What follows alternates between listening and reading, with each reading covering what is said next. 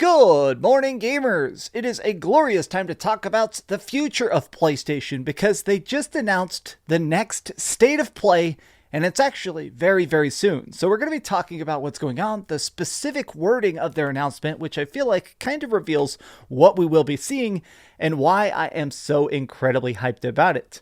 What's up, gamers? DreamcastGuy here. Now, please, if you could do me a giant favor, like this video and subscribe if you haven't already. I'll be honest, this morning has been very hectic. My internet keeps crashing, so I'm actually going to be reading this news off of my phone simply because, for whatever reason, my internet isn't working the best. But let's take a look at this specific thing they said today.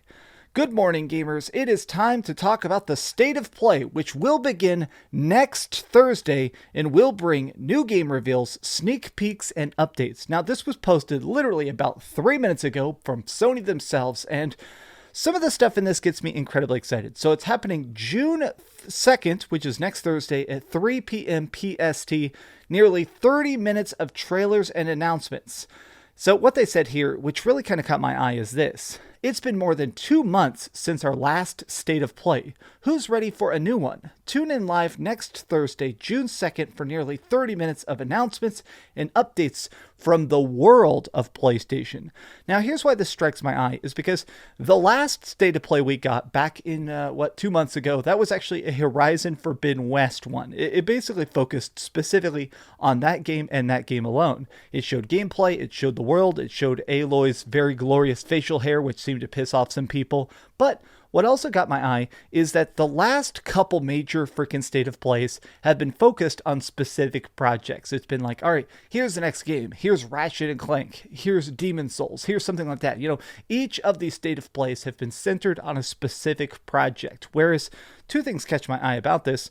First and foremost, the fact that they're talking about the world of PlayStation. I think 99.9% chance we are about to see so much God of War gameplay. Words can't even express how freaking excited I am to just see a bunch of God of War Ragnarok. Like, look, I've talked about this in the past.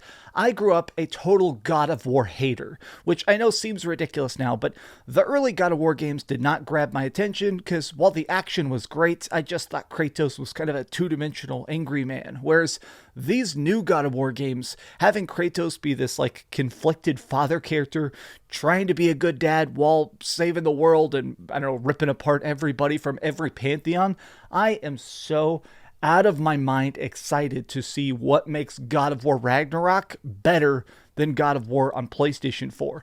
But since they are talking about the fact that it's the world of PlayStation, what is that? Does that mean we might see something from Spider-Man 2? Oh my gosh, that would be so epic. But here is another part of this. It says, we'll have some exciting reveals from our third-party partners, plus a sneak peek at several games in development for the PlayStation VR2.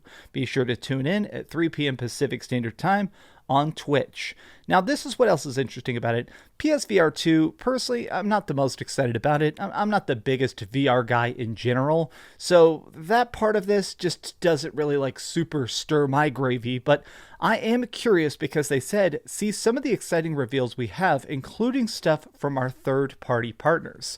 Who could be the biggest third-party partner? Maybe it's freaking Square Enix. We know the fact that Square Enix has 2 giant games slated to be exclusives for the PlayStation this year. Forspoken, which I think recently got rated in Korea, so that game is definitely coming soon, and obviously Final Fantasy 16. Now, I am the biggest Final Fantasy slut. In fact, I have it right off screen here, but I just bought those limited edition Final Fantasy shirts. I just got mine in the mail, and I'm about to post a picture of me wearing it on Twitter because I'm so excited. I am going to lose my mind thinking about Final Fantasy 16. Now, there have been a bunch of rumors and leaks, some of which I've talked about in videos, that apparently Final Fantasy 16 really wants to try and be that big, enormous project that sort of goes back to the roots of Final Fantasy. Now, part of that's because the director of the game is Yoshi P, the guy who helped revolutionize Final Fantasy with FF14. The idea of all the best talent at Square Enix, all their top artists, their producers, their people that make the best music, all working currently on a specific Final Fantasy. Like, as a Final Fantasy fan, I am just losing it about the potential of Final Fantasy 16. And Forspoken is a video game. Now, okay, I'm being silly. Forspoken's probably going to be good too, but right now, I am just so freaking hyped about what could possibly show up. 30 minutes of trailers, gameplay, and announcements. I do think that probably a fifth of that is just going to be God of War Ragnarok. A lot of times, Sony specifically loves to try and spin up the hype train to build up pre-orders. I've talked about this in videos in the past, but Sony really likes to go, here's a big trailer, here's the pre-order link, here's the next game, here's why you should buy it. This is what they did with something like Ghost of Tsushima. They did an entire state of play just talking about why you need to buy Ghost of Tsushima, and boy howdy did that work. I mean, people got so excited after seeing what Ghost of Tsushima actually is and how it works.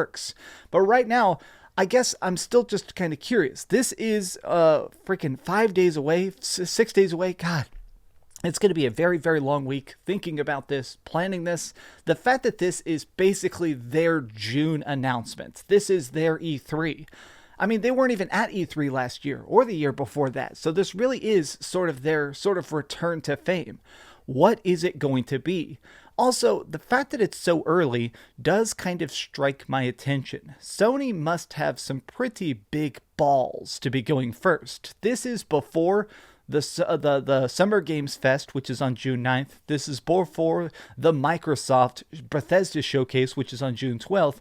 Sony is coming out first to beat their chest and say, here's what we have going on. So will that work? Will that blow up in their faces? Or will it be absolutely epic? Tell me your thoughts in the comments down below. I just wanted to make a quick little video talking about this because, oh my gosh, am I hyped. Hopefully this is good. What I'm going to do is maybe at this video, I'll make you guys a crazy deal.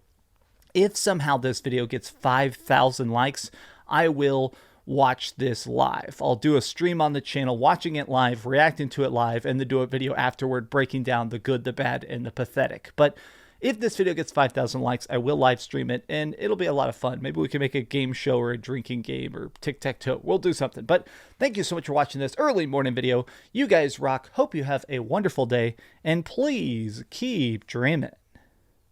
Oh my gosh. This better be epic. If this isn't epic, it's going to be a very strange start to E3 era. We got to come up with a better name than E3 era, because June is now, I guess, the Summer Slop Fest.